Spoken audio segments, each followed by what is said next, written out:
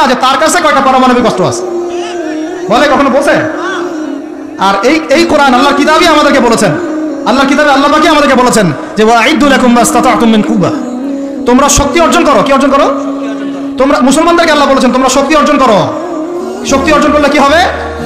তুরহিবুনা বিহি আদুওয়াল্লাহি ওয়া আদুওয়াকুম, তোমরা আল্লাহর দুশমন এবং তোমাদের দুশমনদেরকে ভয় দেখাতে পারবা। এই যুগে পারমাণবিক অস্ত্র ছাড়া কোনো রাষ্ট্রকে কেউ ভয় করে না। ভয় করে? ওই আয়াতের উপরে আমল মুসলমানরা আমরা করতে পারি নাই, আমল করেছে ইসরায়েল। বুঝতে পারলাম না, বুঝতে পারি নাই মনে হয়।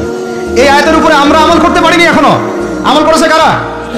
ও শত শত পারমাণবিক অস্ত্র তৈরি করে রেখে দিয়েছে, বাংকার তৈরি করা আছে, বাংকার, যে অচিরেই যদি সারা বিশ্ব জুড়ে একটা তৃতীয় বিশ্বযুদ্ধ লেগে যায় এবং পারমাণবিক অস্ত্র প্রয়োগ করা শুরু হয়, ও যেন বাংকারের নিচে, মাটির নিচে 100 ফিট 200 ফিট 300 ফিট 500 ফিট নিচে গিয়ে লুকাতে পারে। আর আমরা এখন কিসে পড়ে আছি জানেন? আলুর মধ্যে আল্লাহ নাম পাওয়া গেছে, গরুর কলিজায় কালিমা পাওয়া গেছে, আমরা এখানে পড়ে আছি। ভাই মন খারাপ করতেছেন নাকি? এই হলো আমাদের অবস্থা। কি একটা অবস্থা! আমরা পড়ে আছি এখনো কলা নিয়ে। কলা মানে রাস্তাঘাটে আমরা বের হবো হনুমানের মূর্তি নিয়ে, বানরের মূর্তি নিয়ে, দেখেন ভাই, সাপ নিয়ে, ব্যাং নিয়ে, পেঁচা নিয়ে। এগুলো হচ্ছে আমাদের সায়েন্স অ্যান্ড টেকনোলজি, প্রযুক্তির অগ্রগতি, তাই না ভাই? আজ পর্যন্ত আমরা কয়টা অ্যাপস তৈরি করতে পারলাম, কয়টা সফটওয়্যার তৈরি করতে পারলাম, কয়টা মিসাইল তৈরি করতে পারলাম। আমাদের আকাশ, এই পুরো আকাশ, আমার কথা রাগ করেন, আমি কারো দুশ্মন না, জাস্ট আমি আমার জায়গা থেকে অ্যাজ এ নাগরিক কথা বলছি। আমাদের দেশের আকাশ সুরক্ষিত না, সুরক্ষিত না, 100% সুরক্ষিত না। আপনাদের তো খবরই নাই। আর ইসরায়েলের আকাশ, আপনি মারবেন কোন মিসাইল, ওর আয়রন ডোম রেডি করে রাখছে, আকাশেই আপনার মিসাইল ধ্বংস করে রেখে দিবে। যে কাজগুলো আমাদের করা দরকার, আল্লাহ পাক আমাদেরকে করতে বলছেন এই কিতাবের মধ্যে, যে তোমরা ওয়াইদু লাকুম মাস্তাতাতুম মিন কুওয়া, সাধ্যমতো শক্তি অর্জন করো তোমরা। কাদেরকে বলছেন?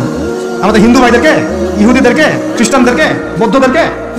কিন্তু পুরো বিশ্বের হিন্দু ভাইরা, বৌদ্ধরা, ভাই বলছি আমি, আদম সন্তান তো তারা নাকি, ওই সেন্সে বলছি আর কি। হিন্দু সম্প্রদায়, বৌদ্ধ সম্প্রদায়, চাইনিজদের বৌদ্ধ সম্প্রদায়, রাশিয়ান, আমেরিকান, ন্যাটোদের খ্রিস্টান সম্প্রদায়, ইহুদি সম্প্রদায়, ওরা সবাই এই আয়াতের উপর আমল করে দেখিয়ে দিয়েছে। আর আমরা বললাম পড়ে আছে কিসে ভাই? ওই যে আমিনটা জোরে হবে, নাচতে হবে, হাতটা আমি এখানে বাঁধবো না, এখানে বাঁধবো না, এখানে বাঁধবো না, এখানে বাঁধবো। আর কিছু মানুষের ওয়াজের টপিক এইগুলা, ওয়াজের টপিক এইগুলা, মানে ইখতিলাফি মাসআলাগুলোকে নিয়ে বাহাস করতে চায়। আরে ভাই, যেগুলোতে ইখতিলাফ আছে মাসআলায়, সেগুলো নিয়ে তো বাহাস হয় না। এটা তো ইখতিলাফি মাসআলা, ফিকহি ইখতিলাফি মাসআলা। এটারও দলিল আছে, দেখা যাবে এটারও দলিল আছে। কোনোটার খুব বেশি শক্ত, কোনোটার একটু কম, কোনোটা একটু জয়ীফ, কোনোটা একটু জাল, কোনোটা হাসান, কোনোটা মুতাওয়াতির পর্যায়ে, এরকমই হবে হয়তো। আমরা পড়ে আছি এইখানে। কিছু মানুষকে আমার এটা বুঝতে 10 বছর লাগছে। কিছু মানুষকে সমাজে লেলিয়ে দেওয়া হয়েছে, লাগিয়ে দেওয়া হয়েছে বাংলাদেশের মুসলমানকে এগুলোতে ব্যস্ত রাখার জন্য। তোমাদের চোখ খুলো, তোমরা তোমাদের আকলের দরজা খুলো। যুবক ভাইরা তোমরা চোখ খুলো, কলবের দরজা খুলো, বড়রা আপনারা চোখ খুলেন। এদেরকে লাগিয়ে দেওয়া হয়েছে মুসলমানদের মধ্যে এই সিলি বিষয়গুলোকে নিয়ে দ্বন্দ্ব সৃষ্টি করার জন্য। এগুলো নিয়ে মসজিদ ভাগ করে ফেলতেছে, মাদ্রাসা ভাগ করে ফেলতেছে। ফরজ ঐক্য নষ্ট করে হলেও মুস্তাহাব প্রতিষ্ঠা করতে হবে। ফরজ ঐক্য নষ্ট করে হলেও মুস্তাহাব প্রতিষ্ঠা করতে যাচ্ছে। কি একটা অবস্থা! বলেন ইন্না লিল্লাহি ওয়া ইন্না ইলাইহি রাজিউন। যখন মানুষের ঐক্যবদ্ধ হওয়া উচিত, আমাদেরকে ওদের সাথে লড়াই না করি সমকক্ষ হওয়া দরকার।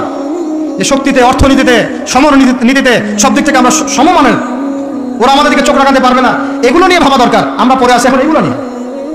এদিকে অর্থনীতিতে সুদ খাচ্ছে দিব্যি, আল্লাহর আইন একটাও বাস্তবায়ন করতে পারতেছি না আমরা, ঐক্য বিনষ্ট হয়ে যাচ্ছে। ওলামায়ে কেরামের সংখ্যা কম, এই চেয়ারে বসার মানুষদের সংখ্যা কম, আমাদেরকে এখন বসতে হয়, আমরা আল্লাহর কাছে কান্নাকাটি করি। এটা কি কি হচ্ছে? আমি কি নিয়ামত পাচ্ছি না ফিতনায় পড়ে আছি? আমি কি আল্লাহ নিয়ামত প্রাপ্ত বান্দা না ফিতনায় নিমজ্জিত হলাম? স্টেজ ভর্তি ওলামায়ে কেরাম বসে থাকেন, বড় বড় মুহাক্কিক আলেমরা, আমাকে কথা বলতে হচ্ছে। আমি নাদান নগণ্য বান্দা, তাহলে আমি কি ফিতনায় পড়ে আছি না আল্লাহ পাক আমাকে নিয়ামত দিয়েছেন? এটাই ভাবতে কুল কিনারা পাচ্ছি না আমরা। এই চেয়ারগুলোতে আপনাদেরকে বসতে হবে না? শুধু কি আলেম ওলামারাই দায়িত্ব পালন করবেন? আপনাদেরকে পড়াশোনা করতে হবে না? আলেম তৈরি করতে হবে না? শিক্ষা নিচ্ছেন, প্রথমেই বললাম 20 বছর করতেছেন, কোরআনের বালাই নাই, হাদিসের বালাই নাই, নৈতিকতার বালাই নাই, মেয়েদের সাথে ফ্রি মিক্সিং, অ্যাফেয়ার্স, হারাম relation, PUBG, free fire, TikTok, এগুলাই। তো এই জেনারেশনটাকে দিয়ে আমি কেমন করে দিন প্রতিষ্ঠার দিকে কথা বলতে পারি? আমার কথা রাগ করতেছে নাকি ভাই?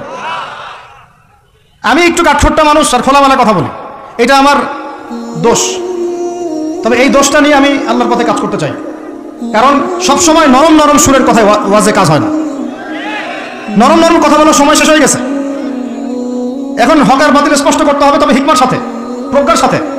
যে আয়াতে আমাদেরকে আল্লাহ পাক আমল করতে বলেছেন, সেই আয়াতে আমল করতেছে এখন সারা বিশ্বের ইহুদি শক্তি, খ্রিস্টান শক্তি, অন্যান্য শক্তিরা। যুবকরা শুনেন, আল্লাহ পাক বলেছেন লাতাজিদান্না আশাদ্দান নাস আদাওয়াতাল লিল্লাযিনা আমানুল ইয়াহুদ ওয়াল্লাযিনা আশরাকু। এই আয়াত আপনারা নিতে পারবেন না আমি জানি। আল্লাহ পাক বলছেন, হে মুসলমানরা শুনো, আমরা তো মুসলমান নাকি? হে মুমিনরা শুনো। আগে শুনেছেন ইহুদি নাসারাদেরকে বন্ধুরূপে গ্রহণ করতে নিষেধ করা হয়েছে। আগে শুনেছেন ওরা একে অপরের বন্ধু।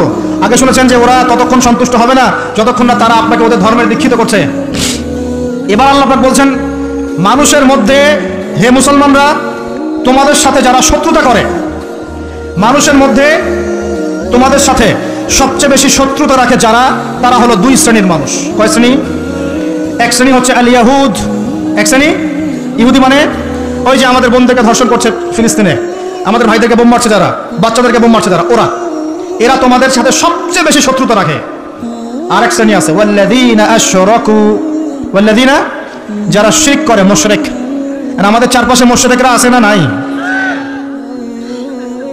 আমাদের একজন শ্রদ্ধেয় আলেম, আল্লাহ পাক তাকে নেখায়েত দারাজ করেন, দীর্ঘ নেখায়েত দারাজ করেন, উলামা সম্মেলনে বলেছিলেন যে ফিলিস্তিনের ভাইরা আক্রান্ত হলে এদিক ওদিকে যাওয়ার সুযোগ আছে, কমপক্ষে মিশর, জর্ডান ইত্যাদি তারা চেষ্টা করতে পারে। মুসলমানদের উপর যদি, বাংলাদেশের মুসলমানদের যদি আল্লাহ না করুক কখনো কোনো সমস্যা আসে, বাংলার মুসলমানরা যাবে কোথায়? চতুর্দিক থেকে বেষ্টিত আছে। দুই শ্রেণীর মানুষ তোমাদের সাথে সবচেয়ে বেশি শত্রুতা রাখে। কে বলেছেন? আল্লাহ পাক, আল্লাহর কালাম, সূরা মাইদা পড়ে দেখেন। কোন সূরা? মাইদা পড়ে দেখেন। এক শ্রেণী ইহুদি, এক শ্রেণী মুশরিক। এখন সারা বিশ্বে ইহুদি আর মুশরিকরা একে অপরের সবচেয়ে ঘনিষ্ঠ বন্ধু। এখন বুঝেন ওয়ার্ল্ড অ্যাফেয়ার্স কিভাবে ডিল হচ্ছে। কোরআন